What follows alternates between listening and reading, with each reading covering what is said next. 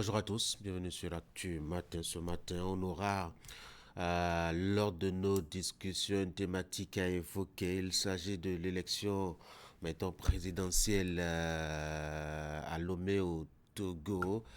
Depuis la semaine écoulée, le pays est entré dans la 5e République avec de profonds changements. Foy Yassingbe est désormais président du Conseil des ministres et on a un nouveau président de la République par là-bas. De qui s'agit-il et pourquoi cette réforme? Quelle est l'implication? Quelles sont les conséquences justement de ce changement au niveau donc de Lomé? Eh bien, on en parlera tout à l'heure.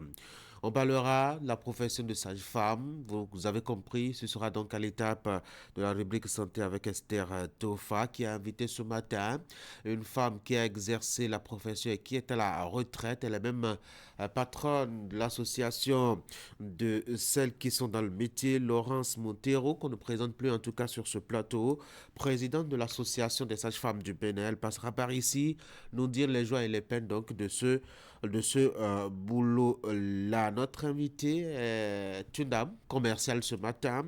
On va s'intéresser aux nouveaux produits de Canal Plus Bénin. Qu'est-ce que le bouquet offre à sa clientèle? En tout cas, on en parlera. Et puis, n'oubliez pas le rendez-vous des sports. Ça commence aujourd'hui, en tout cas, les matchs de demi-finale à retour avec un tableau, sinon une affiche ISL Inter-Barça. On va faire les pronostics avec Candide Onreton. Bienvenue à tous.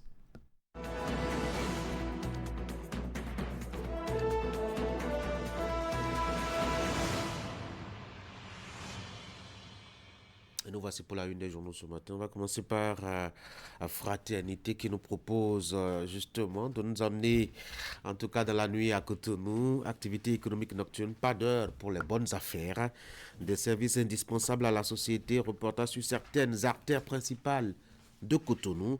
Rodrigue Rustico, économiste, même informel, ces activités participent à l'économie locale. Et puis, deuxième session ordinaire du conseil communal de Dangbo, 3 jours au maire Maoudo Djossou pour continuer d'impacter positivement la commune. Patrimoine culturel, retour du Cataclé royal à Cotonou le 12 mai, nous apprend donc le quotidien. Nous passons à décryptage info, intégration régionale et solidarité en action. La masse commune UEMOA 2025, 100 millions de francs CFA en jeu à Abidjan. Voici Dabarou, usage de l'intelligence artificielle dans les médias béninois. Des journalistes apprécient le Béninois libéré, rapport global financial and economical crime, Outlook 2025. Le Bénin, un réformateur réactif dans la lutte contre les crimes financiers. Nous sommes maintenant avec Matin Libre, élection générale de 2026, code électoral des confessions religieuses, abdique au B26 à la croisée des chemins. En tout cas, c'est la page politique de Matin Libre ce matin. Nous sommes avec l'informateur maintenant, actualité nationale, Ngbeji et sous les indiscrétions.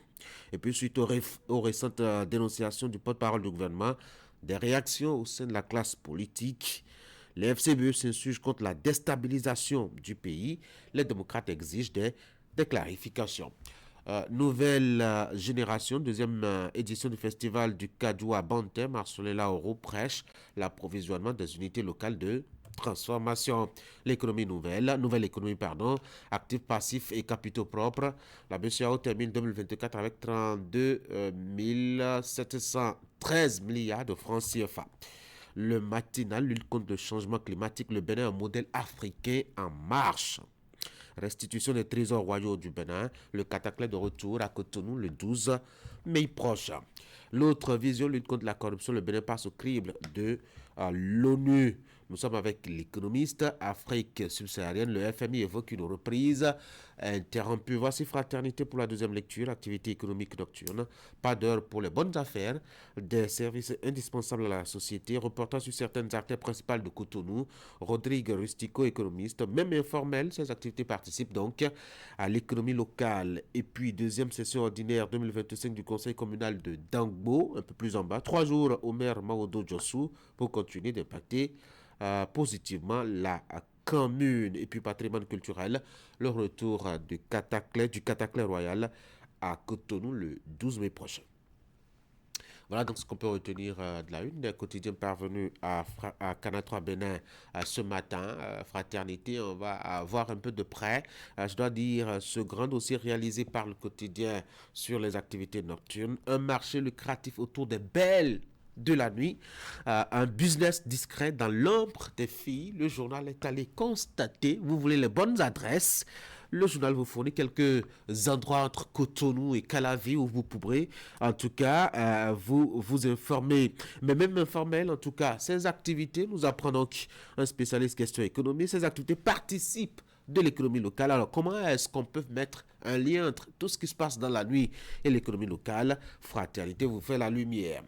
Même informel, donc, les éléments, notamment d'activité, vous aident à mieux contribuer à l'économie locale, nous apprend donc le quotidien. Et puis Cotonou by Night, le journal vous amène par un de ces soirs-là, quelques artères de la ville où les affaires ne dorment pas. En tout cas, si vous avez de l'insomnie, un de ces quatre, eh bien, achetez Fraternité, gardez cela pour vous et sur vous. Vous pourriez en tout cas vous en servir le moment en venu. D'ailleurs, le journal vous propose un répertoire des activités économiques dans la nuit, que ce soit au plan, je dois dire, gastronomique, que ce soit au plan, je dois dire, d'autres affaires ou d'autres éléments entrant dans la bonne humeur du monde, eh bien, vous avez donc quelques détails que vous propose le quotidien qui, d'ailleurs, est allé à la rencontre de quelques personnes rencontrées dans la nuit. Elles ont confié leurs avis sur ce qui se passe dans la nuit et comment est-ce qu'ils vivent la nuit. Achetez donc Fraternité,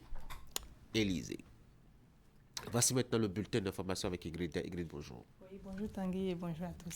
On va passer justement au titre de votre bulletin et à suivre pendant ces 15 minutes d'information les images de la cérémonie de lancement de la deuxième édition du Forum africain pour la recherche et l'innovation, FARI. C'est en cours à Cotonou depuis hier. Et ce rendez-vous initié par la Commission de la Communauté économique des États de l'Afrique de l'Ouest se déroule autour du thème jeunesse africaine, innovation et entrepreneuriat, bâtir un avenir durable. Vous aurez à suivre aussi le point de la deuxième session ordinaire au titre de l'année 2025 du Bureau exécutif national du Parti Foscori pour un Bénin émergent.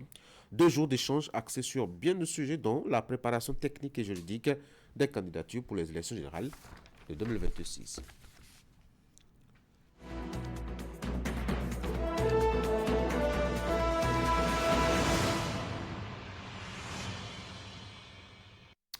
Le programme, en tout cas la deuxième édition, je veux dire, du Forum africain pour la recherche et l'innovation, eh bien, après son envol depuis hier, et si vous voulez y participer, sachez et attendez-vous cela à notamment des concours de start-up, des conférences de chefs d'État, des panels et ateliers de formation, des masterclass et beaucoup d'expositions, Ingrid. Oui, Tanguy, le top de ces activités a été donné hier lundi par le ministre béninois de l'Intérieur et de la Sécurité publique, représentant pour la circonstance le président de la République. C'était devant un parterre impressionnant de personnalités. Vigile Rodéon et Elvis Tonoucoin pour les précisions. C'est un événement de grande importance qui s'ouvre à Cotonou. Le Forum africain pour la recherche et l'innovation, FARI, est une initiative portée par la CEDEAO pour mettre en lumière l'ingéniosité et l'esprit d'entreprise des jeunes Africains. Un objectif en lien avec le thème de cette deuxième édition, jeunesse africaine, innovation et entrepreneuriat, bâtir un avenir durable. Lequel thème manifeste la volonté de valoriser le rôle prépondérant de la jeunesse dans la transformation économique du continent. Cette initiative illustre avec force notre volonté partagée de faire de l'innovation, de l'entrepreneuriat et de la science les fondements d'une souveraineté africaine, assumée et résolument tournée vers l'avenir. Le FARI 2025 est plus qu'un événement. Il est l'incarnation d'une Afrique nouvelle, désireuse de sortir du mimétisme et résolument engagée dans sa voie pour des innovations scientifiques et technologiques orientées vers ses propres défis. La première édition du FARI, tenue à Abuja en octobre 2022, avait recommandé la création des mécanismes de fonctionnement et de financement durable de l'innovation, le renforcement de la coopération scientifique régionale et la mise en place de politiques nationales inclusives au service de la jeunesse entrepreneuriale. Des résolutions qui trouvent aujourd'hui un écho concret à cette deuxième édition dont le thème interpelle, engage et appelle à l'action. Nous nourrissons donc l'espoir que cette édition de FARI soit plus qu'un forum, mais qu'elle soit une scène de révélation, un levier de synergie et un catalyseur d'opportunités concrètes au service d'une Afrique créatrice de valeur par et pour sa jeunesse. Placé sous le signe de l'avenir de la jeunesse et de l'ingéniosité africaine, le FARI 2025 attend plus de 115 startups de l'espace CEDEAO pour exposer leurs inventions, plus de 20 000 visiteurs pour découvrir à Cotonou du 5 au 9 mai 2025 une Afrique créative et scientifique tournée vers le futur. Il faut donc préciser que cette deuxième édition du FARI coïncide avec la célébration du 50e anniversaire de la CEDEAO. On en vient maintenant à cette deuxième session ordinaire du Bureau exécutif national du Parti Foscori pour un Bénin émergent FCBE. Le rendez-vous de Boycon est placé sous le thème « Concrétisation de l'ancrage de la FCBE dans tous les villages et quartiers de ville ». Les assises de 2 jours ont été l'occasion d'aborder bien de sujets dont la préparation technique et juridique des candidatures pour les élections générales de 2026. Suivant. Plus que quelques mois avant les prochaines échéances électorales de 2026, à la Foscori pour un Bénin émergent FCBE, on affûte déjà les armes. À Boycon ce week-end, les membres du bureau exécutif national étaient en conclave. Au cœur des échanges, la préparation technique et juridique des candidatures. Nous allons prendre ici des résolutions nécessaires au rassemblement des dossiers. S'agissant de la connaissance et de la maîtrise des textes de loi, nous avons sollicité les services d'un expert juridique qui va nous entretenir surtout sur ce qui relève des contentieux en amont et en aval des élections. Placé sous le thème « Concrétisation de l'ancrage de la FCBE dans tous les villages et quartiers de ville », le rendez-vous a aussi servi de cadre de réflexion à la redynamisation des structures de base, puis le renforcement de l'ancrage territorial du parti. L'opération entamée dans les arrondissements s'est étendue aux communes et sera bientôt élargie aux villages et quartiers de ville. Au regard du niveau atteint en ce moment, on ne peut que saluer la détermination de tous pour assurer l'ancrage géographique du parti sur l'ensemble du territoire national. Que la mobilisation soit faite et que nous expliquions aux populations que voter veut dire choisir. Choisir veut dire décider à qui confier le président et l'avenir du pays. À l'heure où nous parlons, notre mission principale, c'est de donner envie à nos électeurs de retourner aux urnes. Avec une organisation méthodique ainsi que des stratégies bien définies, la FCBE entend jouer un rôle de premier plan lors des élections générales de 2026. À l'occasion, le Bureau exécutif national s'est aussi prononcé par rapport aux attaques répétées des terroristes ces derniers temps au nord du pays. Dans une adresse, Paul Rumpe a salué la mémoire des soldats tués. Le secrétaire exécutif national du parti a exhorté les populations à coopérer et dénoncer toute personne ayant des attitudes suspectes. Nous saisissons une fois encore l'occasion pour demander au gouvernement de doter nos forces de défense et de sécurité des moyens nécessaires pouvant permettre de venir à bout de ces assassins. Nous pensons surtout à la surveillance aérienne qui devra permettre de localiser ces individus et d'anticiper sur leur attaque. L'affaire est au cœur des discussions sur les réseaux sociaux depuis quelques jours. Il s'agit de l'agression sexuelle sur une jeune fille impliquant le commissaire adjoint du commissariat de Toklebe dans le 1er arrondissement de Cotonou. Informé et saisi de l'affaire, l'Institut national de la femme est revenu sur le détail de la dite affaire. C'était à la faveur d'un point de presse à son siège suivant. Par dénonciation anonyme du 21 avril 2025, l'Institut national de la femme a été informé du cas d'une jeune fille droguée et violée dans un hôtel de la place.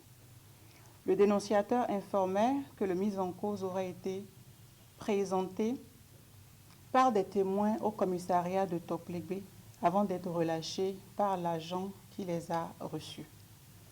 Le dénonciateur a également précisé que le dit agent a reçu des mains du mis en cause la somme de 300 000 francs en vue de l'aider à recouvrer sa liberté. Immédiatement, l'Institut national de la femme a alerté les autorités compétentes qui se sont, dans un premier temps, heurtées à un mur, le commissariat affirmant n'avoir reçu aucun dossier dans ce sens. Rappelé par l'INF, le dénonciateur a donné des précisions sur les dates et heures d'entrée au commissariat. Face aux évidences, l'Institut national de la femme a cette fois-ci saisi le procureur spécial de la Criette pour que lumière soit faite non seulement sur les faits de viol, mais aussi sur l'abus de fonction dont se serait rendu coupable l'agent de police. L'affaire est actuellement aux mains des autorités compétentes qui vont se charger d'y faire la lumière. L'Institut national de la femme, par la voix de la secrétaire exécutive Flore Djinou, se réjouit de cette avancée. On l'écoute une fois encore. C'est donc avec une immense satisfaction que l'Institut national de la femme a été informé de la prochaine présentation du commissaire adjoint du commissariat de Toklegbe au procureur spécial pour répondre des faits graves qui lui sont reprochés. L'Institut national de la femme condamne avec la dernière rigueur cet agissement. La lutte contre les violences basées sur le genre est déjà assez rude pour que nous soyons obligés de nous méfier des personnes qui connaissent la loi et dont le devoir est de nous protéger. L'INF demeure mobilisé et maintient toute sa confiance dans la justice béninoise, convaincue qu'elle ne manquera pas de situer les responsabilités et d'appliquer les tests avec rigueur en vue de décourager ces pratiques. Victimes ou témoins de violences basées sur le genre, sachez que le silence ne protège pas. En cas de violence, appelez gratuitement le 114. Le numéro vert, le numéro d'écoute de l'Institut national de la femme, ou appelez le 01 51 07 88 88, numéro d'alerte disponible par SMS, par appel, par audio et également par vidéo WhatsApp. Nous restons engagés aux côtés des victimes pour que plus jamais l'autorité ne serve à couvrir l'injustice. Et voilà, ce sera tout pour cette session d'information Tanguy. Merci beaucoup pour la présentation du bulletin d'information. Je vous souhaite de passer une très bonne journée. Merci, pareil. Mesdames et messieurs, voici l'actualité des sports.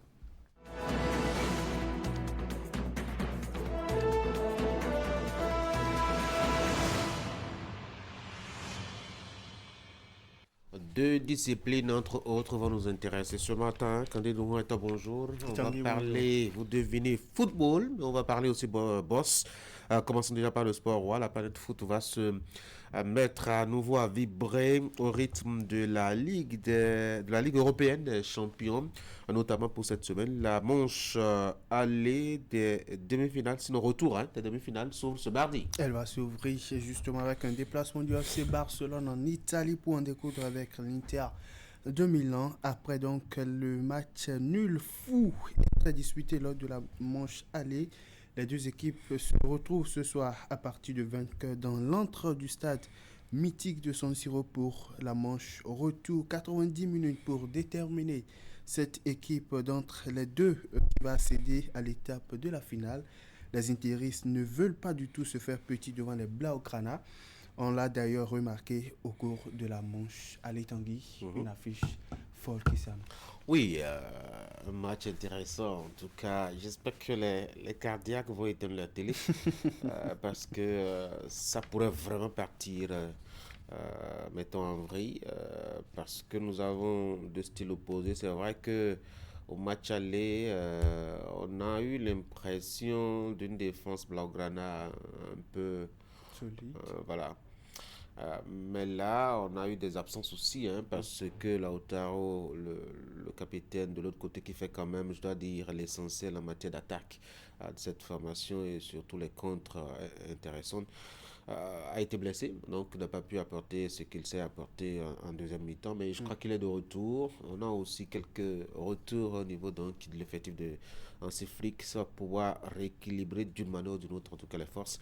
Même si, à mon sens, physiquement, le Barça part un peu défavorisé, parce que fatigué déjà par l'alignement des matchs. On a d'ailleurs vu Jules Koundé qui est sorti sur blessure la dernière fois. Donc au-delà de la fatigue physique et peut-être mentale, il y a aussi je dois dire l'indisponibilité physique des joueurs. Vous avez cité Koundé, il y a Baldé qui est visiblement irremplaçable, en tout cas sur son flanc là-bas. Donc ces éléments pourraient être, ma foi, un peu décisif pour l'issue de ce match.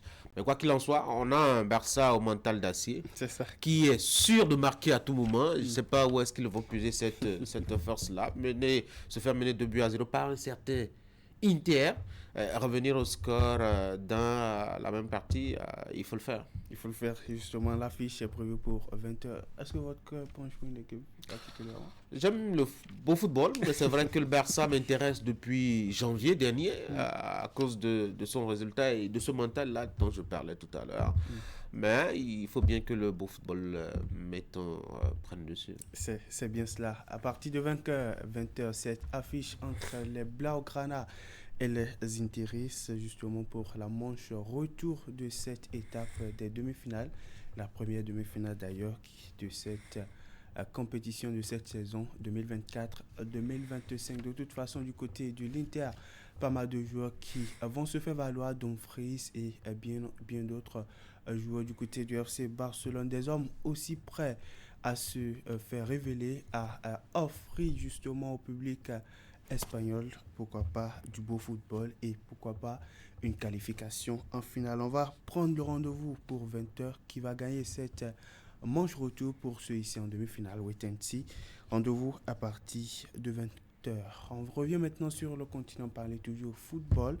La deuxième journée de la phase de groupe de la Coupe d'Afrique des Nations des moins de 20 ans dans le groupe C s'est déroulée hier avec à la clé deux différentes confrontations déroulées. La République démocratique du Congo s'est imposée par un score de 3-1 à son homologue de la République centrafricaine. Le Ghana, lui, a pris le meilleur sur l'équipe du Sénégal au bout d'un score d'1-0. La quatrième journée de la phase des groupes va s'ouvrir ce mardi dans le groupe A, toujours dans le cadre de cette édition de la Coupe d'Afrique des Nations des moins de 20 ans. La Zambie, à partir de 16h, va défier son homologue de la Tanzanie, et puis la Sierra Leone sera face à l'équipe de l'Afrique du Sud.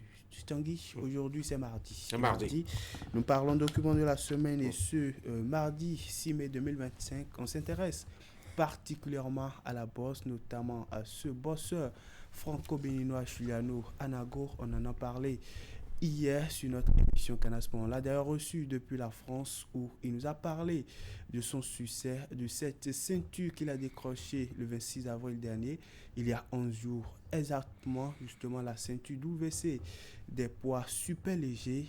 Il est désormais champion d'Europe des poids super légers. Comment est-ce qu'il a commencé son aventure avec le noble art? Comment est-ce qu'il a pu se hisser à ce niveau-là auquel il est aujourd'hui? Le tout dans le document de la semaine de ce mardi 6 mai 2025. Voici l'homme qui porte actuellement haut l'étendard du Bénin sur la scène européenne dans la discipline de la boxe. Juliano Anago, un boxeur de la trentaine, récemment vainqueur de la ceinture WC Europe des super légers de Muay Thai. Eh bien, j'ai 32 ans, je suis franco-béninois. Je suis né au Bénin, à Cotonou plus exactement, et je suis parti du Bénin à l'âge de 7 ans pour habiter en France. Et depuis, j'habite à Bordeaux. Aujourd'hui, je suis actuellement boxeur professionnel en boxe anglaise, en Muay Thai, K1, et je me prépare éventuellement à faire mon passage en MMA. Je suis également coach et j'ai créé la Jungle Gym Academy. Un concept qui est un hybride entre les sports de combat, les arts martiaux ainsi que le fitness.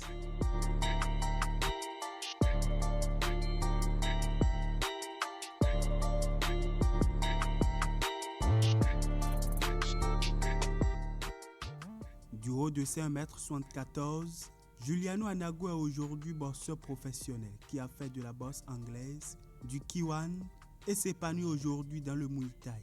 Son aventure avec le noble a débuté de manière assez particulière. J'ai commencé la boxe à l'âge de 9 ans en poussant un jour par hasard les portes d'une petite salle qui se trouve à Ambarès, donc forcément dans la petite ville, la petite commune où j'habitais anciennement. Et après le premier cours d'essai, j'ai tout de suite accroché et j'ai voulu poursuivre. Mais j'étais vraiment bien plus petit à l'époque. Je pense que j'ai cherché aussi quelque part à compenser justement peut-être tout simplement le fait d'être plus petit que la moyenne, plus petit que mes copains. Je voulais apprendre et gagner en confiance en fait. C'est ainsi que le jeune garçon de 9 ans qui voulait exploiter tout le potentiel de son corps à travers le sport a embrassé la boxe. Il s'inscrit donc dans un club afin de poursuivre les entraînements, ce qui va lui permettre de très vite progresser au fil du temps. Au bout de quelques mois, Juliano rejoint la section compétiteur où il a eu droit à son premier combat 6 mois plus tard. Il enchaîne ensuite avec les combats full contact où il acquiert encore plus de notions, de connaissances supplémentaires qui lui ont permis de passer au kickboxing qu'il pratique en parallèle avec la boxe anglaise et le Kiwan durant plusieurs années. En 2018, Juliano se tourne vers une autre forme de la boxe, celle surnommée la des 8 membres.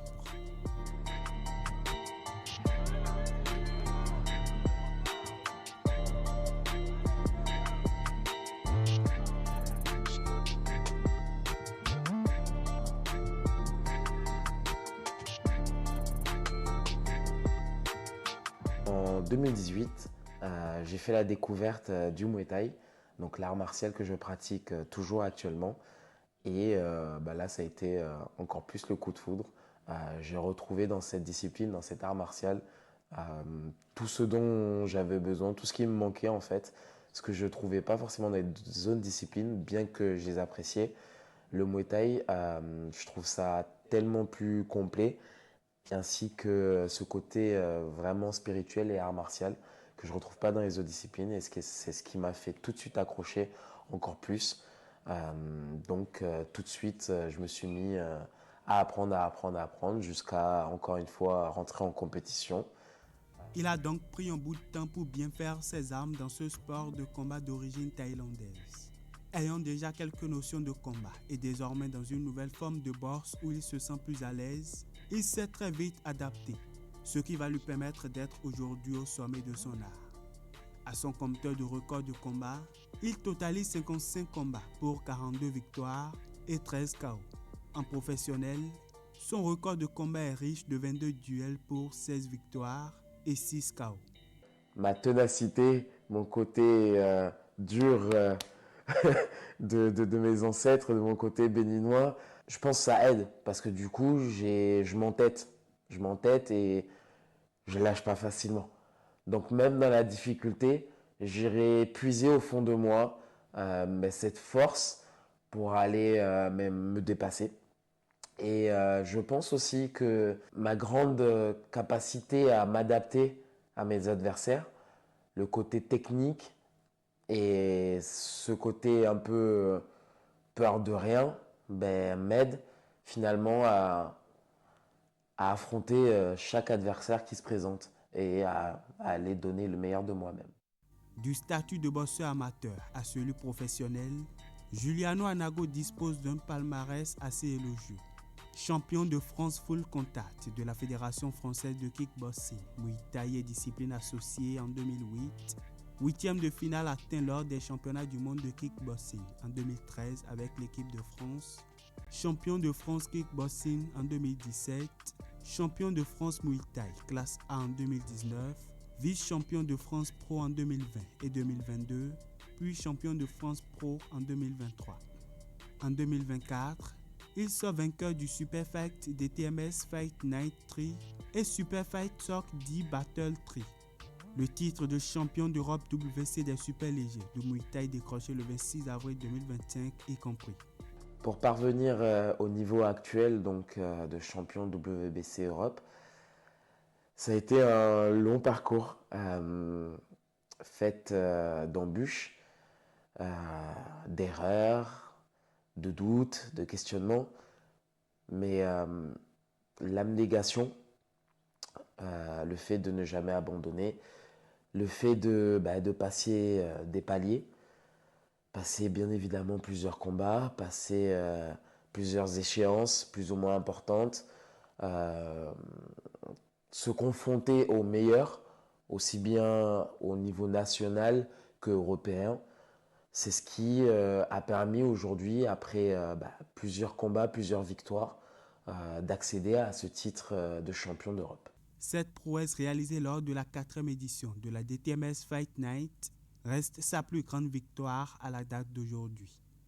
Bien évidemment, la plus grande satisfaction à cette heure-ci reste l'obtention de la ceinture. Le fait de devenir enfin champion d'Europe après beaucoup d'années de combat, beaucoup d'années de préparation, d'échéance. Oui, c'est une fierté, c'est une consécration. Je l'avais promis, je me le suis promis, je l'ai promis également à mon pays, le Bénin, à la France, à mes amis, à ma famille, à mes proches, à ma team, à mon coach. Donc ouais, je suis très heureux, je suis très fier aujourd'hui d'avoir accompli et d'avoir franchi ce palier qui me tenait à cœur. Et je vais pouvoir enfin me consacrer sur la suite et sur un niveau supérieur.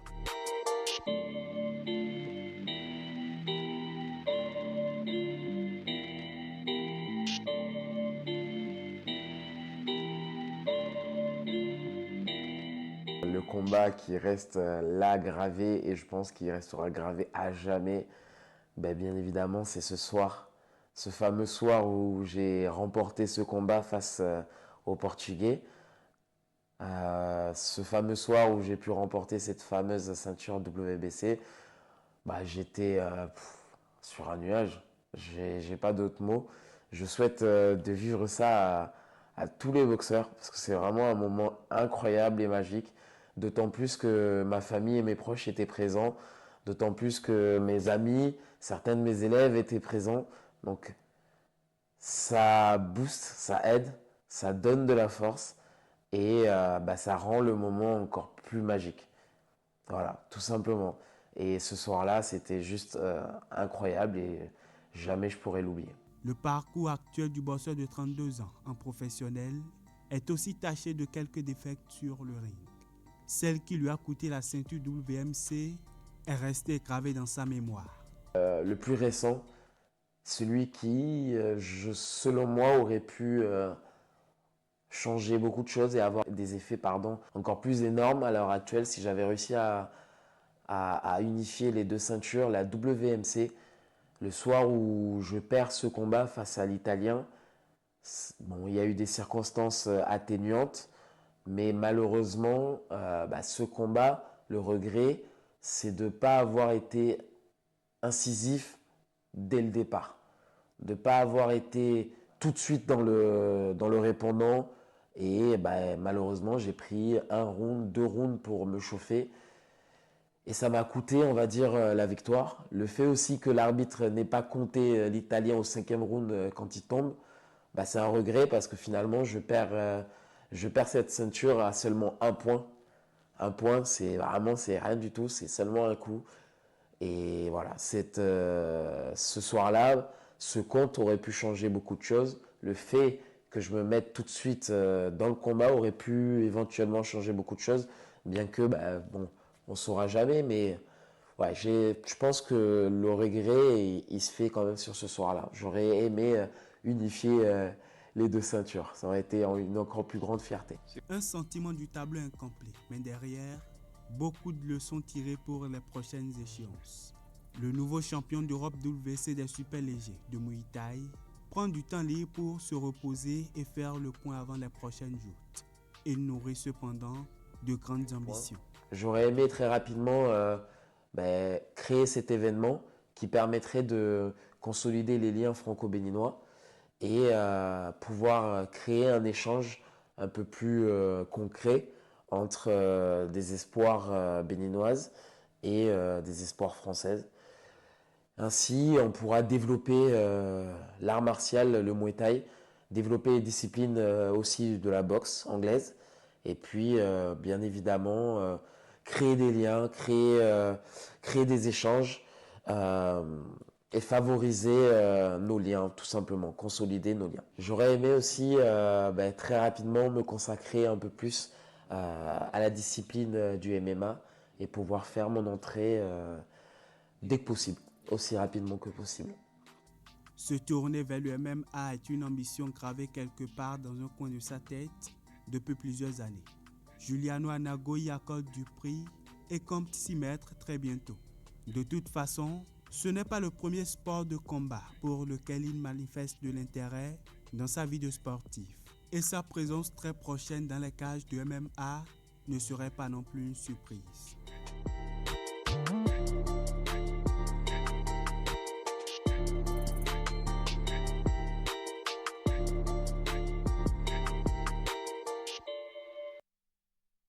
Donc voilà donc ce qu'on a pu réaliser pour ce numéro du document de la semaine, ce mardi 6 mai 2021 qui s'est consacré justement à une mise en lumière de ce boxeur franco-béninois Juliano Anago, récemment vainqueur de la ceinture WC Europe justement des poids super légers.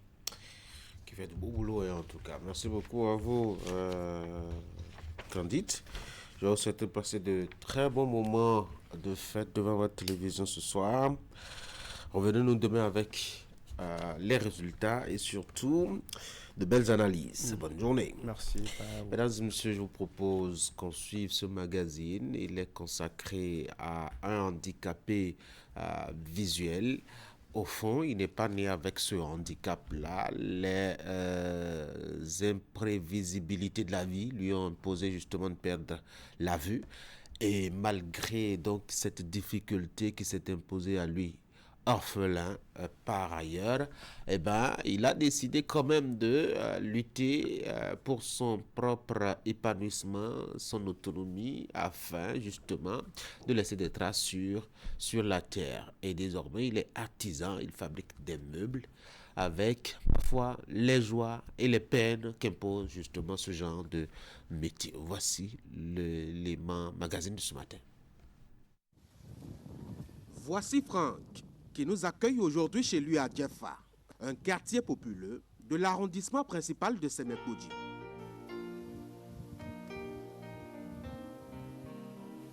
On peut bien le deviner, Franck est handicapé visuel. Être handicapé n'est pas une fatalité.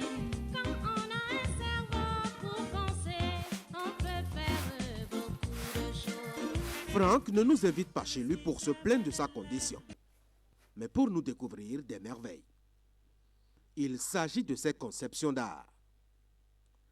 Le quadragénaire s'adonne depuis quelques mois maintenant à la fabrication de meubles en bois.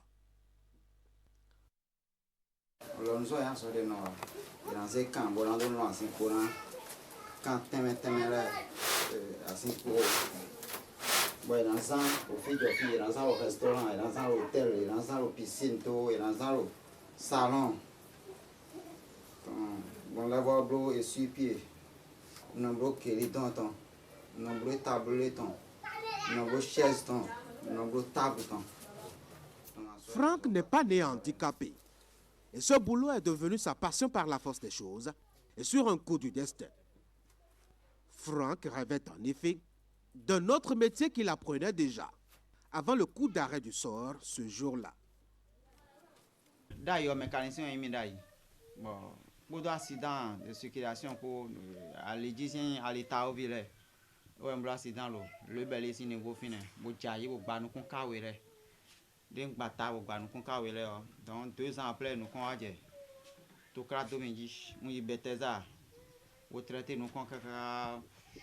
Docteur de dormir au bouillon donc ni 112 000. Il y en a clone nous qu'on les. Pour da machine quoi quoi. Bon, il y en a qui ont 112 000, il y a un clone qui ont beaucoup, il y a un clone qui ont donc, il y a un cas de mois, bon, mais il y a un cas de mois. On peut dire que c'est pas bien, donc, on va dire que nous avons donc, fille de nous composer.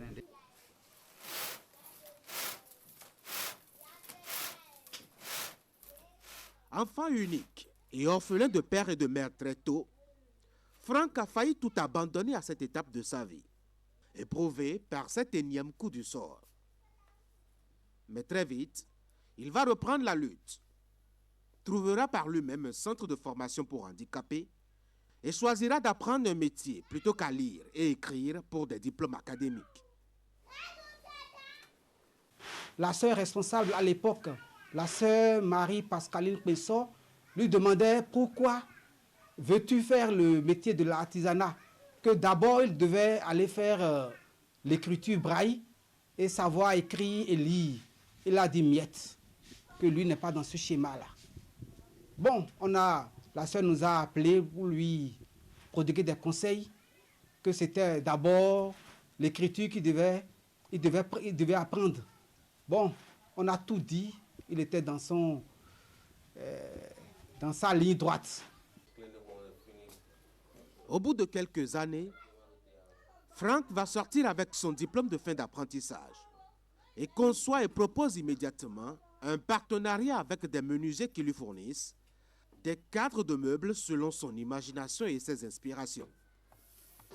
Supposons que dès là, 2 mètres, de longueur 2 mètres, de largeur 90, elle va avoir des déveaux, nombre 2 mètres 25. Elle a une 10 chaises.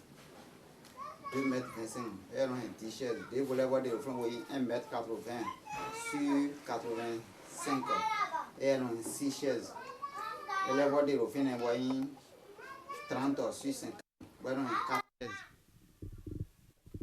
Donc, longueur de mes désirs, les badous, des mes désirs, il y a un point où on détend. Bouge-toi, n'attends pas que ça vienne du ciel. Non, non, non, non. Table de condé d'ailleurs. Il y a 2 mètres. Et l'autre, longueur tombe 1 mètre 80. Largeur 85. Donc, il y a une chaise à isin. Ton table d'or, et ouais, il y a un clé. Et pour dire, mais il y a un bon, mais il y a développé où les. Donc, il y a un vitre, à mon avis, il y a un couleur, le poids, le couleur. Quand les autres t'aiment, il y a des soins, quand les autres t'aiment, des warmi de la ziza, mais on est. Si je peux, tu peux aussi. N'attends pas que ça vienne du ciel. Lève-toi, bouge-toi. Table, il y a un bleu fin. Table, quelle est finie, il y a un bleu. 3 jours. Et dès qu'on les finit, il faut un vitre. Il y a menuisier, na mesure vitre. On a un vitre, on a posé demain. Et voilà. Bon, on a son, on a neuf fini. Bon, nous voyons soit nous là, bon, mon c'est d'eau. Non. Et un jour, la maison. Pour s'attirer la clientèle, le jeune artisan profite de l'opportunité de l'Internet et l'exposition que favorisent les réseaux sociaux. Il devient alors son propre agent commercial et décroche ses premiers clients. Mais non, les réseaux sociaux disent, non. Mais non, les réseaux sociaux disent, il est non, toi, nous allons nous continuer, mais nous allons peut-être aussi, caca niamé, bois, entend, niamé, aussi, bois.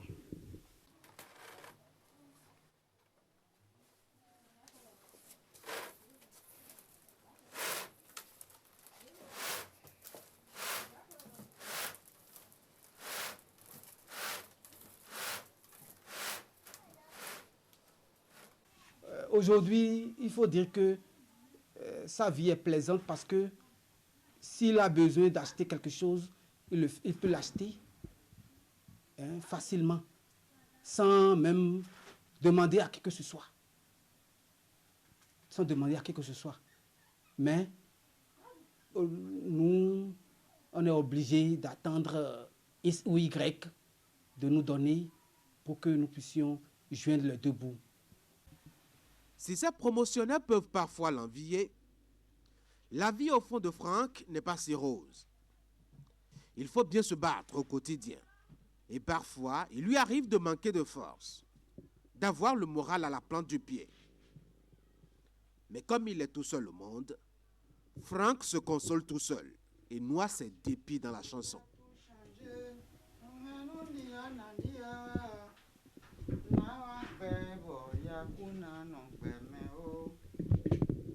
Si je pouvais tout changer, demandez-nous mi raison.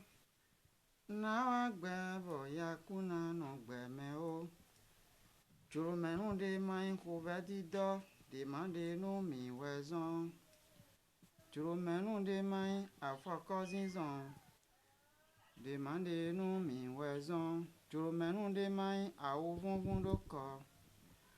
Demandez-nous mi raison.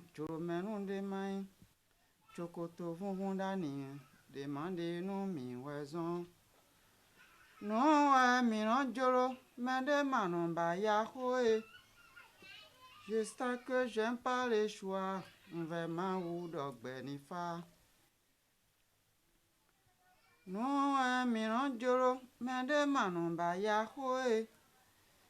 Juste que j'aime pas les choix, vraiment ou dog benifa. Demandez-nous des mains couvertes, demandez-nous mi raison. Demandez-nous des mains courant, demandez-nous mi raison. Demandez-nous des mains à ouvrir le corps, demandez-nous mi raison. Mais la moto qu'on commande en juromine, non juromine. Donc handicap pas m'a permettre de m'accompagner. Mais la moto qu'on commande en juromine.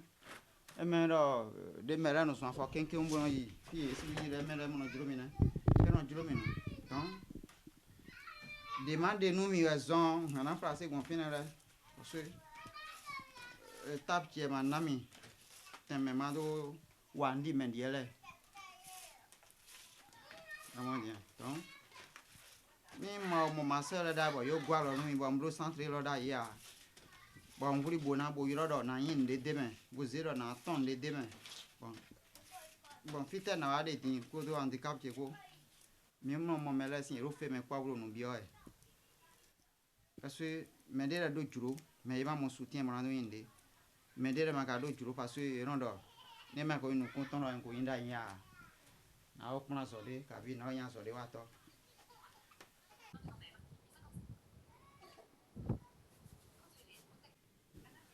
Yesu na do entreprise na do so kweti wanja so waji parce que we like ha menu mi esu po ni aba nu kunpo ba ma wo na we se nu kun nu ai ha meton ayin wede logo e ba de ta won ni we yan tere o ngodo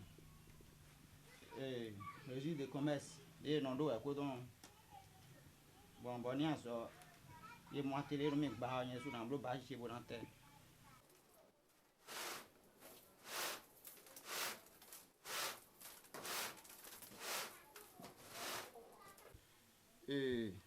Nous meuble nous quand côté meuble ton là c'est pour dévo modèle dévo là na nous sommes menuisiers là bon na no blo no be anu bon na no exposer bon na ça ah bon donc atelier qui na meuble là nous ça au fin et c'est gagne vente de meubles artisanal.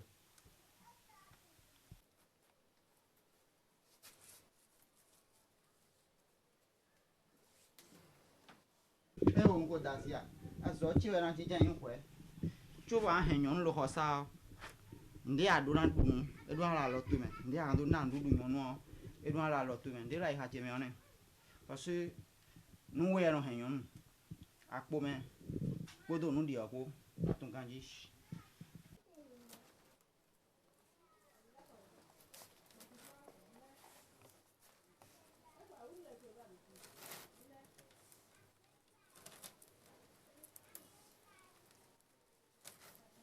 Il y a des Français qui ont pas d'âge. Moyen de quoi? Mon moyen puis de vous installer à sortir d'une bavature que j'ai bon vrai. Pour quoi d'aller dans le monde d'assez. On l'a dit. Bon, tiens qui paraît déjà l'autre même. Bon dit il y a des choses à rapprocher. Bon, mi ben qui koye ye ko bon. Ah tout maintenant là. Ni nyonde le vodo jurobo da. Ti pe ro e ma do nukun. E juro mi la mi ni no po he. Bon, mi na yin mi de yo. E na contacter wa numéro ti fait.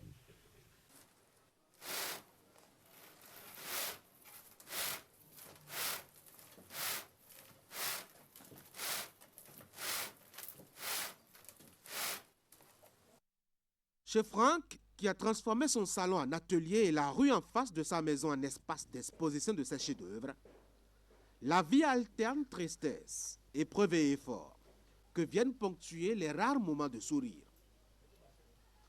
Accroché à ce fil-ci tenu de l'existence par le bout de l'espoir, l'artisan essaye d'avancer, d'exister et de tracer un chemin qui, espère-t-il un jour, pourrait inspirer quelqu'un.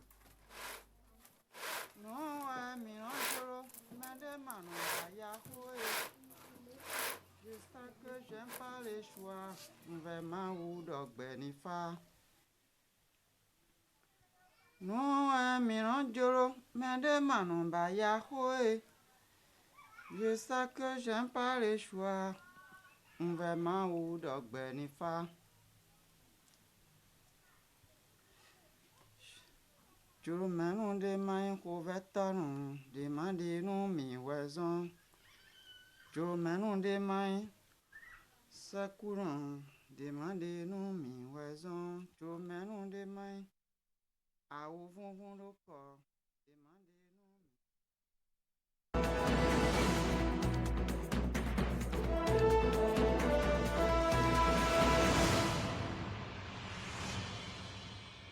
Nouveau santé sur Actu Matin. Nous sommes en effet mardi matin et la communauté internationale rend hommage chaque 5 mai à une profession médicale.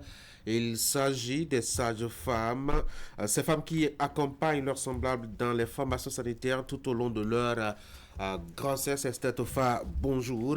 Bonjour. Et dans cette optique, vous recevez sur ce plateau pour mieux nous en parler, notamment la présidente des sages-femmes du Bénin, la personne de Madame Laurence Montero Odolami, qu'on ne présente plus. Madame Odolami, bonjour. Bonjour. Bienvenue sur Actu Matin. Vous allez donc partager quelques moments à discuter de la profession de sage-femme. Exactement. Bonjour, Madame Montero. Bonjour. Nous célébrons, disons, tout ce mois les sages-femmes, ces femmes qui nous accompagnent dans les formations sanitaires du début de la grossesse jusqu'à l'accouchement et même pendant le post-natal. Alors, parlez-nous déjà de cette profession de sage-femme. La profession de... D'abord, merci. Oui. Merci de m'avoir invité. La profession de sage-femme, c'est une profession noble, profession médicale à compétences définies. C'est une profession vraiment primordiale. C'est une profession intéressante, mais qui se fait avec beaucoup d'émotions, avec beaucoup de stress, avec beaucoup de problèmes et de difficultés. Voilà. Parlez-nous un peu de ces difficultés-là. Une sage-femme qui a reçu sa formation, qui est sortie d'un institut où elle a été formée, est capable, dès sa sortie, de tenir une maternité. Elle doit savoir que ce n'est pas facile, comme je l'ai dit, et puis elle doit faire quelques stages avant de vraiment bien s'installer, parce que notre profession, c'est la pratique. C'est bien la théorie, tout ce qu'on a reçu, mais la pratique, c'est ça la profession de sage-femme. Alors vous, Madame Montero, qu'est-ce qui vous a amené vers cette profession? Qu'est-ce qui vous a motivé à être sage-femme? Le fait d'aimer mon prochain, le fait de voir mes aînés, les grandes sœurs, quand ils allaient accoucher, je les accompagnais. Le fait d'entendre le cri d'un bébé lorsque les femmes finissent d'accoucher, et le fait vraiment de toutes les bonnes odeurs que nous sentons, il y a le parfum, il y a l'alcool, il y a tout ce que nous voulons. Vraiment, en ce moment-là, moi j'ai dit ça, c'est cette profession-là que je vais faire. Ça veut dire que j'avais la vocation, ce qu'il n'y a pas aujourd'hui. D'accord. Avant, c'est la vocation. J'ai envie de faire. J'ai envie de devenir sage-femme. J'ai envie d'aider une autre femme à donner la vie. Mais aujourd'hui, non. Donc, vous pensez qu'aujourd'hui, les sages-femmes n'ont pas vraiment la vocation de... Je ne peux pas dire certaines sages-femmes. Et ça, le tort vient des parents. C'est nous, encore. Parce que nous avons des filles, nous avons des enfants, on doit caser en griffe ces enfants-là, elles doivent avoir un boulot pour que nous puissions respirer un peu. Et puis on dit, bon, voilà, pour ma fille, moi, tu dois aller faire ci, tu dois aller faire ça. Avant, ce n'était pas ça. Nos parents, est-ce qu'ils avaient notre niveau d'études aujourd'hui? Non. Mais lorsque quelque chose te plaît, tu en parlais à tes parents et tu avais leur bénédiction. Alors, il fut un temps, les sages-femmes étaient vraiment peintes en noir par plusieurs femmes par rapport à leur comportement désagréable dans les formations sanitaires. Est-ce que vous pensez qu'aujourd'hui, les choses ont vraiment changé? Disons, les choses ont beaucoup changé. Ça, c'est vrai. Vous n'entendrez plus ce genre de choses. C'est rare. C'est vraiment rare. Ça a changé. Moi, avec ça, avec tout ce que les gouvernements, toutes les formations en cours d'emploi, les formations, d'abord la formation initiale qui a changé, c'est bien fait. Et sur le terrain, les stages, les pratiques, vous ne pouvez plus entendre ce genre de choses. Et vraiment, je demande à la population de ne plus aller. Si quelque chose a été mauvais, il faut qu'on arrête maintenant. Aujourd'hui, je vous dis, c'est bien. C'est même le stress aujourd'hui. Les sages-femmes aujourd'hui, les jeunes, je les félicite, elles ont peur. Elles veulent bien faire. Parce que si tu ne fais pas bien, tu vas te retrouver là où tu ne veux pas. Ce n'est pas de la blague aujourd'hui. Donc, tout se fait bien dans les maternités. Et j'invite le gouvernement à mettre les sages-femmes dans de bonnes conditions de travail. D'abord, les infrastructures. Il faut que les salles de travail soient bien aérées. Il faut qu'on sache si la sage-femme, vraiment, comment elle est. Parce qu'on nous chante tous les jours aujourd'hui maintenant la sécurité du patient, la sécurité de la malade, mais qui s'occupe de la sécurité du personnel de santé? Qui s'occupe de la sage-femme? Qui demande qu'est-ce qu'elle a? Quel est le mal qu'elle a? Parce que nous sommes en train de perdre beaucoup de jeunes sages-femmes par le stress qu'elles ont. Alors, j'en venais justement à cette question. Est-ce que vous pensez qu'aujourd'hui au Bénin, la sage-femme a la place qu'elle mérite? Est-ce que cette place lui est reconnue dans la société? J'ai toujours dit certaines. Je ne veux pas dire, je ne veux pas mettre ça dans le tout, non. Peut-être certaines ont les places, surtout c'est les anciennes. Mais les jeunes aujourd'hui, la manière dont on les pousse, la manière dont elles sont stressées, elles n'ont pas de place. Vous vous rendez compte, il n'y a pas de sage-femme dans les grandes prises de décision. Pourquoi? Je ne vais pas appeler un pays, mais hier, c'était la joie en Afrique francophone qu'une sage-femme a été nommée par le nouveau gouvernement ministre dans son pays. Ça a été une joie pour toutes les sages-femmes de l'Afrique francophone. Mais au Bénin, jamais on ne nous associe même pas aux prises de décision. Ce n'est pas le fait de nous inviter à une réunion, de venir travailler, dire ce qu'on pense et travailler. Mais non, les grandes décisions, elles sont où? C'est uniquement les médecins. Uniquement les médecins. Comme si la sage-femme n'a pas une réflexion, c'est-à-dire ne peut pas tenir une réflexion, non. Mais pourtant, cette année, l'OMS, à travers le thème de cette édition 2025, a voulu reconnaître le rôle essentiel des sages-femmes dans chaque crise, c'est-à-dire veut mettre en lumière le rôle indispensable qu'elles jouent dans les situations humanitaires d'urgence à travers le monde. Déjà, qu'est-ce que vous en pensez? Oui, c'est pourquoi le thème de cette année, c'est « Sage-femme indispensable dans chaque crise. C'est un bon thème parce que, comme vous dites, les crises humanitaires, les guerres, les catastrophes, les épidémies, vous pensez qu'on va abandonner cette population, ces femmes qui sont enceintes, les autres, vous pensez que la sage-femme est toujours là pour aider la femme à accoucher. Quand vous voyez ce qu'on montre dans les télés et autres, où il y a les guerres surtout, la population se déplace, vous voyez les femmes enceintes. Mais arrivez quelque part, dans un village où vous trouvez la sage-femme. Et c'est pourquoi ce thème nous est dédié cette année. La sage-femme est au cœur même du développement.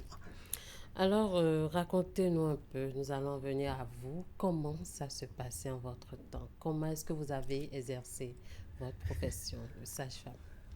Bon, nous avons exercé la profession, comme je vous l'ai dit, parce qu'on avait une vocation. On avait envie de travailler. On avait envie de voir une femme enceinte qui rentre en salle de maternité et qui sort de cette maternité avec la joie, avec son bébé dans les bras. C'est comme ça, nous, on a travaillé sans le stress que nous constatons aujourd'hui. Pourquoi? Est-ce qu'il y a un problème dans les formations initiales? Qu'est-ce qui se passe? Pourquoi il y a ça? Si les formations ne sont pas bien faites, effectivement, il peut y avoir... Nous, on n'a pas connu ça. Nous, on a vraiment bien travaillé. Et puis, nous, on n'était pas bien payés. Ça, on n'était pas bien payés. Quand même, nous avons travaillé avec le cœur. Nous avons travaillé.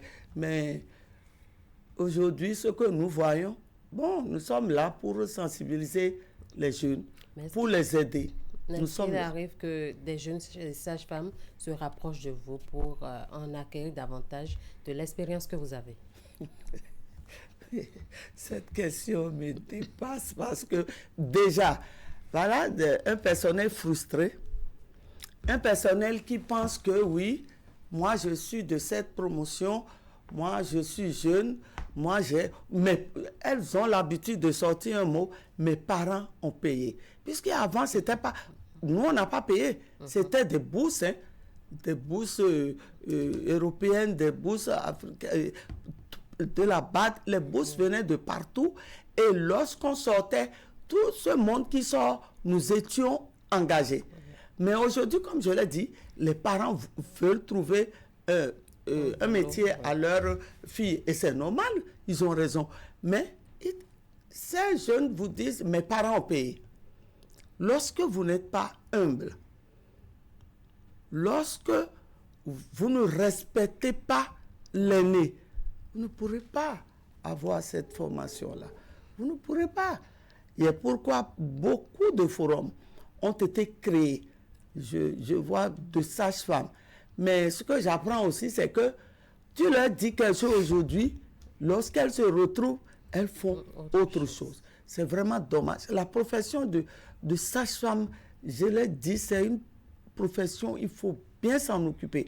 Parce que c'est la vie de la mère, du nouveau-né. Des fois, on a 2 vies à sauver, 3, sinon plus. Oui. Donc, vraiment, la femme, on sait ce que la femme représente dans la société. Hein? Donc, c'est pourquoi j'exhorte les jeunes sages-femmes à ne pas se décourager, à beaucoup lire, beaucoup faire de la pratique, à abandonner un peu les portables et à s'occuper du travail. Alors, si vous deviez estimer, vous, le nombre de bébés que vous avez accouchés durant votre profession, est-ce que vous pourriez nous donner un chiffre, un nombre exact?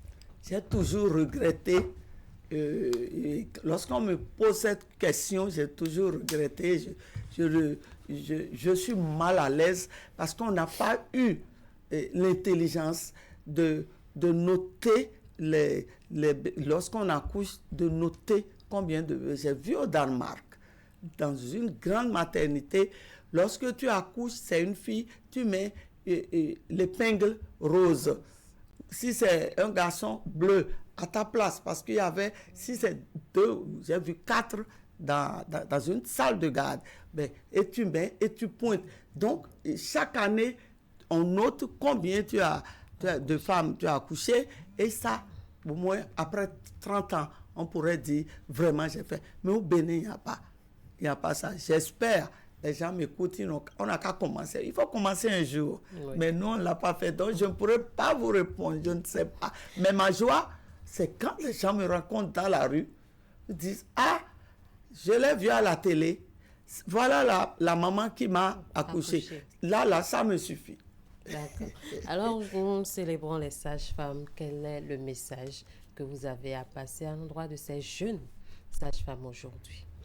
Je n'ai pas beaucoup de choses à dire. Chères jeunes sages-femmes, chères filles, ne vous découragez pas. Travaillez avec amour. Travaillez sans le stress. Mettez à exécution ce qu'on vous demande de faire. Et le reste, ça ira. Et ne mélangez pas le stress du travail. Vous arrivez à la maison, le stress des maris. Non. Lorsqu'à la maison, vous avez un problème avec vos époux, s'il vous plaît, lorsque vous arrivez devant la maternité, essayez de faire le vide dans vos têtes et rentrez en salle d'accouchement. Vous allez voir que ça va bien se passer. Alors, merci beaucoup à vous, Madame Laurence Montero-Doulamé. Je rappelle, vous êtes sage-femme à la retraite, présidente des sages-femmes du Bénin. Merci d'être passée sur ce plateau. Merci. Chère dame, merci beaucoup d'être passé par ici. Je vous souhaite de passer une très bonne journée. Merci. Mesdames et messieurs, la pause maintenant. Vous êtes dans l'agriculture ou l'agro-business. Vous cherchez à développer votre activité. AgriFinance 2025 est fait pour vous. Du 8 au 10 mai 2025, la TDA 7 à Abomey-Calavi vibrera au rythme des opportunités. Découvrez les dernières innovations agricoles. Échangez directement avec des banques et des structures d'accompagnement. Participez à des compétitions pour gagner en visibilité et bénéficier des conseils d'experts grâce à nos échanges de coaching gratuits. Cet événement majeur est placé sous le haut parrainage du ministère de l'Agriculture, de l'Élevage et de la Pêche avec le soutien financier de Plan Bénin, PUM, Job Booster, la FNTA. L'entrée est libre, le potentiel est illimité. Pour plus d'informations, appelez le +229 01 58 70 22 24 ou le 01 97 60 33 30. AgriFinance 2025, investissez dans votre avenir.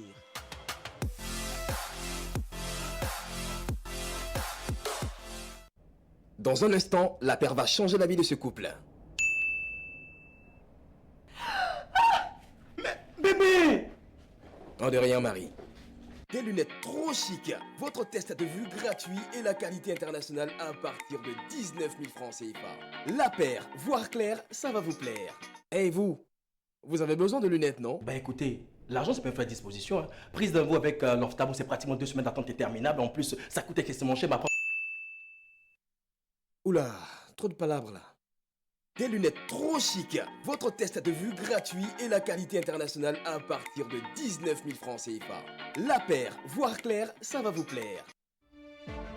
Le Bénin célèbre les 50 ans de la CEDEAO autour des innovations. Sous la présidence de leurs excellences Bola Ahmed Tinubu, président de la République fédérale du Nigeria, président en exercice de la conférence des chefs d'État et gouvernement de la CEDEAO, Patrice Talon, président de la République du Bénin, et Omar Alieu Touré, président de la commission de la CEDEAO accueille ses États membres à Cotonou au Bénin dans le cadre de la 2e édition du Forum africain pour la recherche de l'innovation sous le thème Jeunesse africaine, innovation et entrepreneuriat, bâtir un avenir durable. Au programme, concours start-up, conférences des chefs d'État, panels et ateliers de formation thématique, masterclass, exposition, découverte touristique du Bénin. Rendez-vous du 5 au 9 mai 2025 à la place de l'Amazone pour célébrer le plus grand rendez-vous africain de l'innovation. 50 ans de la CEDEAO, plus fort ensemble pour un avenir plus radieux. Le Bénin célèbre les 50 ans de la CEDEAO autour des innovations. Sous la présidence.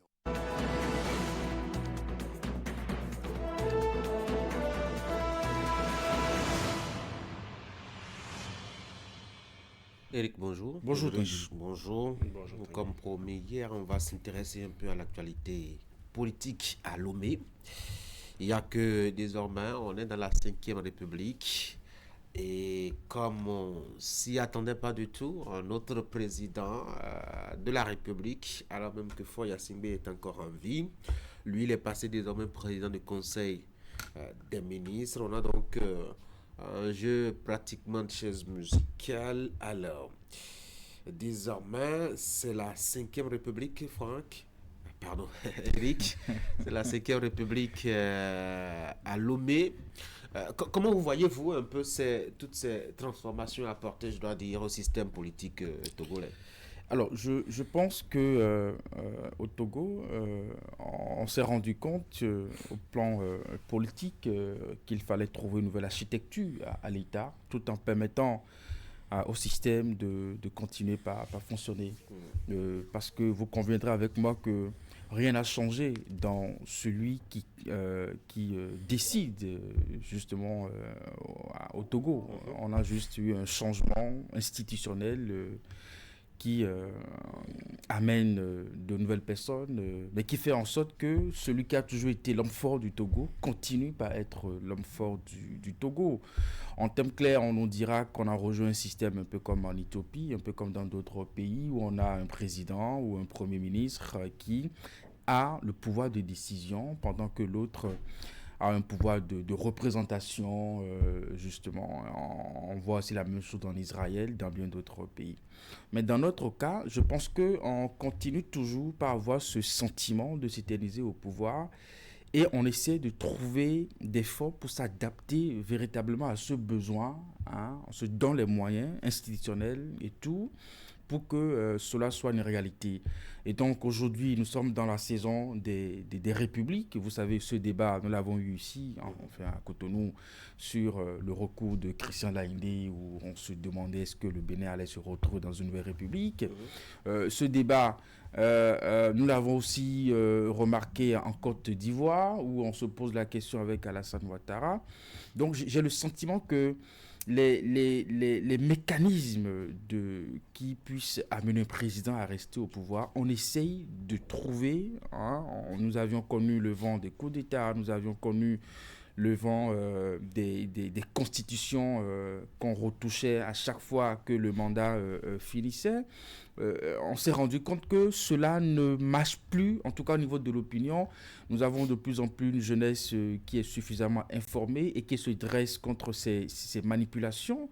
Le cas du Sénégal est là. On a voulu, mais on s'est rendu compte que ça ne pouvait pas du tout marcher. Donc aujourd'hui, il est difficile pour un président qui a une volonté de s'éterniser au pouvoir de toucher une constitution ou soit de trouver une autre formule. Maintenant, quand on ramène la balle à terre, qu'on crée une nouvelle république, vous savez, on peut toucher à tout, on peut toucher à toutes les institutions puisque on est dans un nouveau système. Et donc, je pense que c'est peut-être la formule qu'on a trouvée à Lomé. Et j'ai bien peur que cela puisse faire tache d'huile. Vous savez, quand ça commence comme ça et que ça marche quelque part, parce que cela...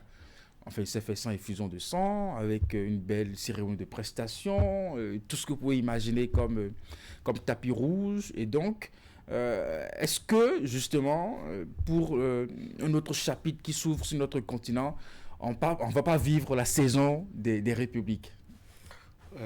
Ulrich? Une 5e république au Togo, c'est vrai que beaucoup de personnes parlent de changement institutionnel. Est-ce qu'il faut parler des changements institutionnels? Moi, j'y vois plutôt un déplacement stratégique, d'autant plus que quand vous observez le jeu de ping-pong qui se fait actuellement au sommet de l'État, au niveau du Togo, c'est préoccupant. Déjà, je me souviens très bien avec cette histoire de révision de la Constitution qui a amené tout ce que nous sommes en train de vivre actuellement.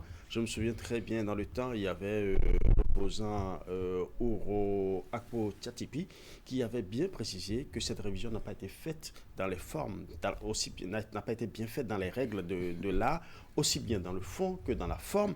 Il a d'ailleurs précisé que normalement, si on devrait normalement revoir les dispositions qui élisent le président de la République et que cela ne peut que passer par voie référendaire. Donc cela veut dire que On a juste trouvé la formule magicienne, comme nous savons le faire en Afrique. Apparemment, c'est devenu là pour se maintenir au pouvoir. On a trouvé un abracadabra habituel pour pouvoir créer quelque chose. Et justement, vous imaginez dans la forme, quand on sait que des députés qui a été déjà en fin de mandat ont plutôt changé la Constitution, modifié la Constitution, on se pose des questions sur la légitimité de ce qui a été fait. Mais voilà qu'aujourd'hui, on se retrouve dans une 5e République. On n'est plus à cette étape. Non, il faut justement aller à la base pour savoir ce que nous sommes, ce qui a été créé pour qu'on en vienne à cette étape-là. Donc, on se pose la question de savoir cette légitimité, comment ça se donne. Mais aujourd'hui, que le président fort, qui a géré le pouvoir pendant 20 ans, subitement quitte le pouvoir, parce que nous savons que très souvent, quand les mouvements éclatent, quand les mouvements commencent au Togo, la première chose que les opposants demandent, c'est que le président fort doit quitter le pouvoir. Et aujourd'hui, on a vu, c'est des réponses, mais une réponse assez satirique, en même temps qu'on ne voit plus le président fort, c'est-à-dire président de la République du Togo, mais on le voit en tant que président du Conseil des ministres. Et une bonne dose de tour de passe-passe qui a engendré le mélange que nous avons eu à ce congrès fait par la majorité déjà du Parlement et la majorité du Sénat qui a élu un seul candidat, le seul qui était en liste d'ailleurs, et qu'on a vu.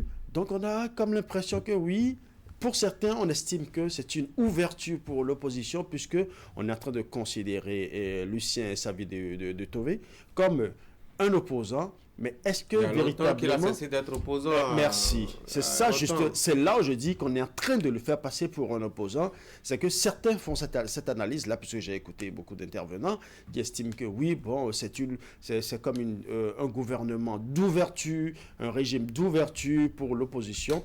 Mais vous savez, on le nomme président de la République du Togo, mais c'est un poste qui a été d'abord vidé de tout son contenu exécutoire, d'autant plus qu'aujourd'hui, le président de la République au Togo n'est là qu'à titre honorifique. Et tout le pouvoir exécutif... Il doit être un homme, une personne âgée. Exactement. Et tout le pouvoir est désormais concentré dans les mains du président du Conseil des ministres. Et qui est le président du Conseil des ministres? Abracadabra encore, un président de la République qui avait tout le pouvoir se parachute à un poste plus ou moins, on dira que c'est un poste plus ou moins bas, mais en réalité un poste plus ou moins bas, mais qui conserve tout le pouvoir exécutif avec lui. Je me dis simplement que là, ce n'est qu'un déplacement stratégique. C'est la raison pour laquelle je dis, on se pose aujourd'hui la question de savoir qu'est-ce qui va se passer dans les jours à venir ou dans les années à suivre, parce que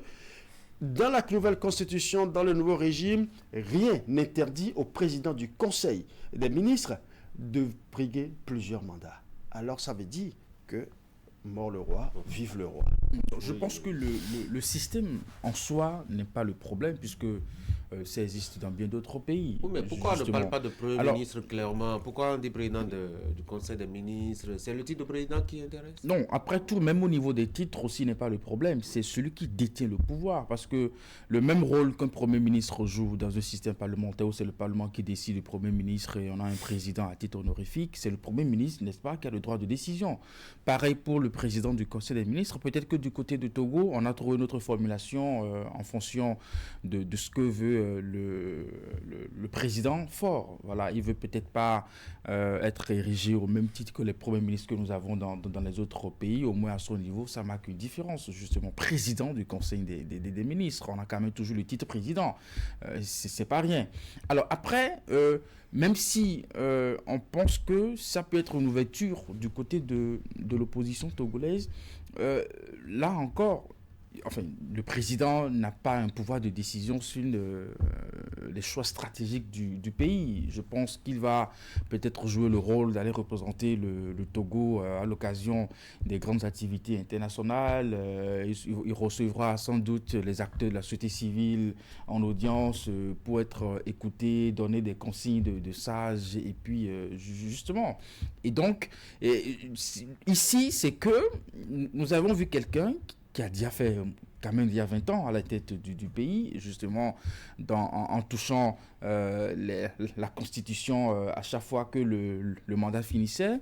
Et je pense qu'on est peut-être fatigué de cette formule, fatigué de ce que peut-être si on va le faire à nouveau, cela peut créer une sorte de tension, ou cela peut être mal vu, à la fois par l'opinion nationale, mais aussi l'opinion internationale. Donc, il fallait trouver une nouvelle formule, et c'est peut-être l'innovation dans ce que nous disons. C'est-à-dire qu'on a créé carrément une nouvelle république avec de nouvelles institutions, puisqu'on n'avait pas le poste de président du Conseil des ministres. Maintenant, quand bien même on peut avoir l'intelligence de penser à tout un système et d'assurer une longévité au pouvoir, il y a peut-être des détails qui peuvent échapper. Vous savez, une majorité au Parlement, on peut la gagner aujourd'hui comme on peut la perdre demain. Ça peut être aussi, comme on dit, un détail sur lequel Ford devra continuer par travailler, trouver un moyen maintenant de garder les députés au Parlement pour que sa majorité soit toujours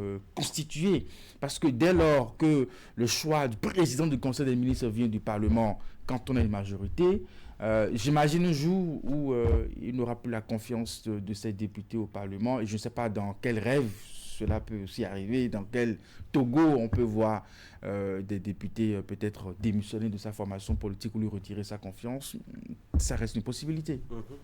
Quelles sont les implications de cette option-là? Ouais. De toute façon, déjà, il faut reconnaître que c'est la majorité au Parlement et la majorité au Sénat qui détermine tout. Donc, le président Faure, actuellement, a une bonne majorité. Mais depuis 20 ans qu'il est venu au pouvoir, et avant lui, depuis que son père est resté au pouvoir, ils ont toujours eu la majorité. Encore qu'il y a 5 ans, on a senti un peu un mélange quand même. Mais récemment, pour le dernier mandat, on a constaté que c'est un Parlement carrément à plus de 80% acquis à la cause du président Faure. Il va toujours maintenir, parce que étant donné qu'il est déjà le président du Conseil des ministres, il va toujours faire l'effort de maintenir justement cette majorité-là face à une opposition très affaiblie et qui n'arrive même pas à parler d'une seule voix. Ailleurs, on parle, toujours dans le même pays, bien évidemment, dans le même temps, il y a certains qui parlent d'opposition radicale, d'autres parlent d'opposition modérée, et cette opposition n'arrive pas à parler d'une seule et même voix.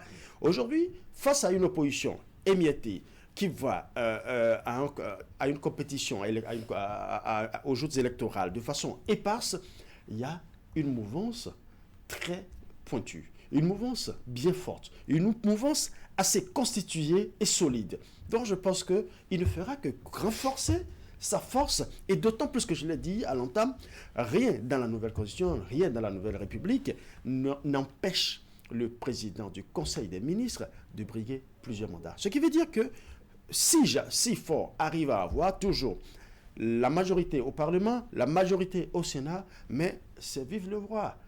Et il restera au pouvoir. On peut changer le président puisque le président est déjà là à titre honorifique. Le président peut être changé à tout moment, mais tant qu'il détient. D'abord, vous savez qu'avec le pouvoir exécutif, il a l'armée, il a toutes les institutions dans sa main. Non, on n'a pas besoin de citer, il a tous les pouvoirs qu'il avait en tant que président de la République. Ce qui veut dire que déjà, même quand on parle de l'organisation des élections, il a sa main, il a son regard. Et étant donné qu'il a encore la majorité au Parlement, la majorité au Sénat, je plains le cas de l'opposition. Allez, on va changer d'axe de discussion. Mais surtout, la première implication, c'est une longévité au pouvoir assurée. Mais c'est clair. Mais vous l'aviez dit. J'ai dit, vive le roi. Oui, mais vous l'aviez dit, c'est quand même un régime parlementaire, donc axé sur la disponibilité de la majorité parlementaire. Oui, je mettais une parenthèse, c'est-à-dire qu'il faut vraiment rêver autrement pour que cela arrive. Parce que contrôler un parlement, on sait, ça peut se faire de plusieurs manières. Pression, intimidation, harcèlement judiciaire et tout ce que vous pouvez imaginer. On parle quand même d'un homme fort. En Afrique, très peu en tout cas sont venus faire 2 mandats et sont partis. On a bien l'impression que quand on accède au pouvoir, c'est le pouvoir à vie, hein, enfin d'une manière ou d'une autre. Ulrich. La question que vous posez m'amène à répéter une phrase de Georges Weah. Il dit qu'il y aura toujours des coups de force tant qu'il y aura des coups d'État constitutionnels. Il a fait un seul mandat, je parle de Georges Weah, il a fait un seul mandat.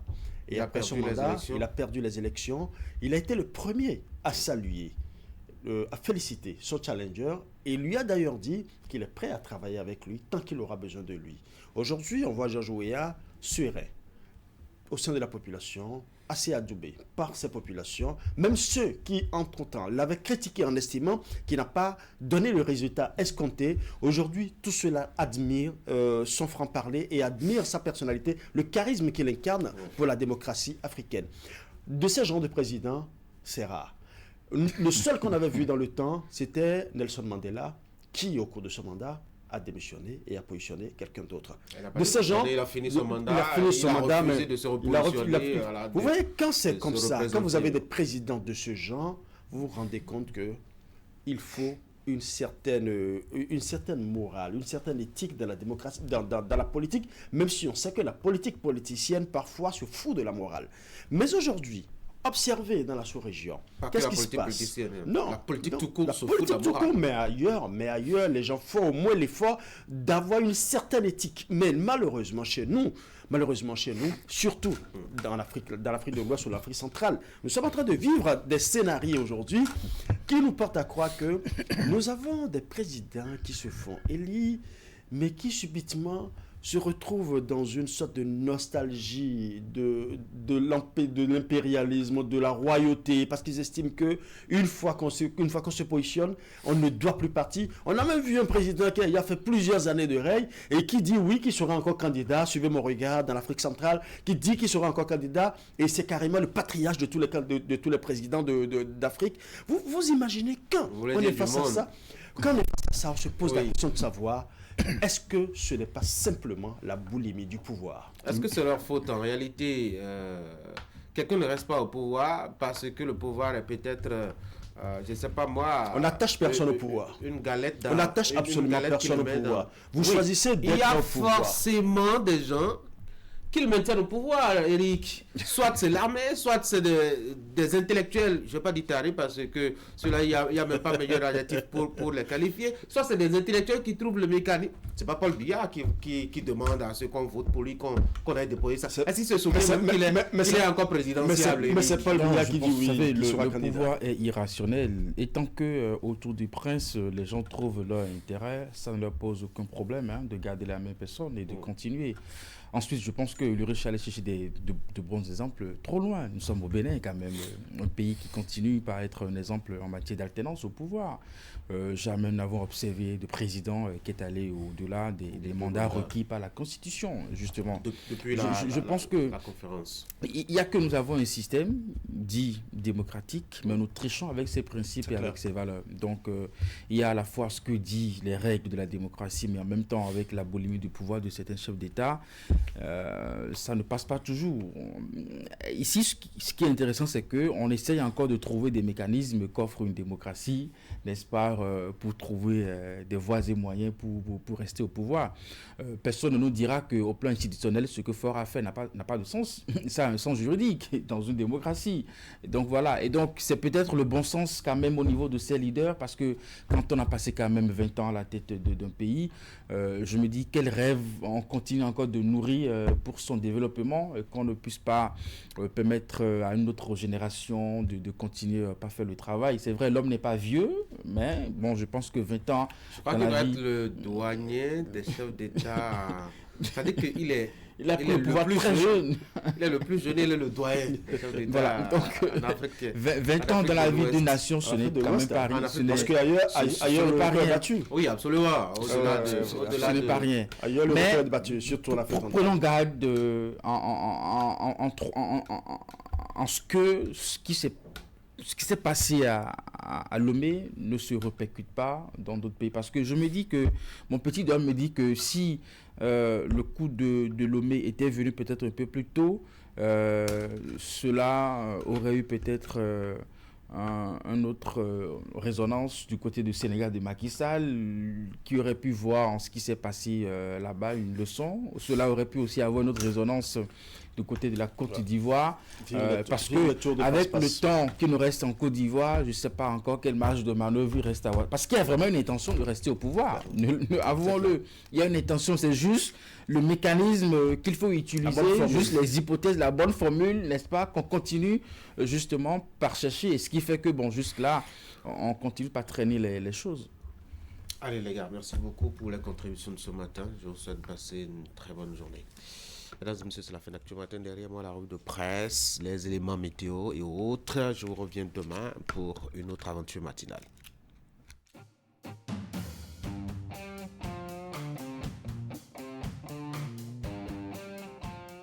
Bonjour et bienvenue à tous et à toutes. En ce 126e jour de l'année, nous célébrons Sainte Prudence dans une date, une histoire. Le 6 mai 1985, des étudiants de l'Université nationale du Bénin ont lancé une grève historique contre le régime du Parti de la Révolution populaire du Bénin. Mené par Thérèse Ouanwa, Séraphin Agbangbata et Sodji Thomas, ce mouvement marqua un tournant dans la lutte pour la démocratie. Malgré la répression, il jeta les bases des mobilisations ayant conduit à la Conférence nationale de 1990.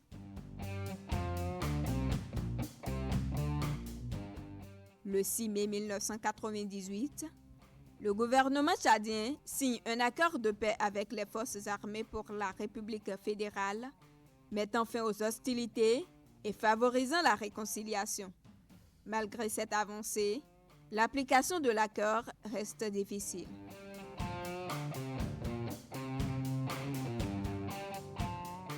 Le 6 mai 2005, le Mali a accueilli une conférence sur le multilinguisme organisée par l'UNESCO.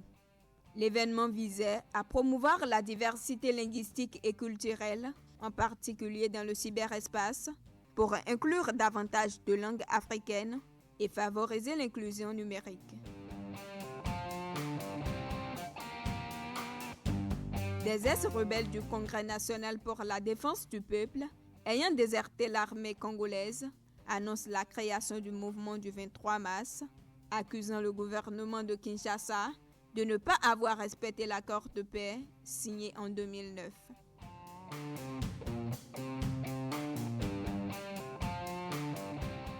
De violentes inondations et glissements de terrain frappent l'ouest et le nord du pays au Rwanda, faisant au moins 135 morts et des milliers de déplacés.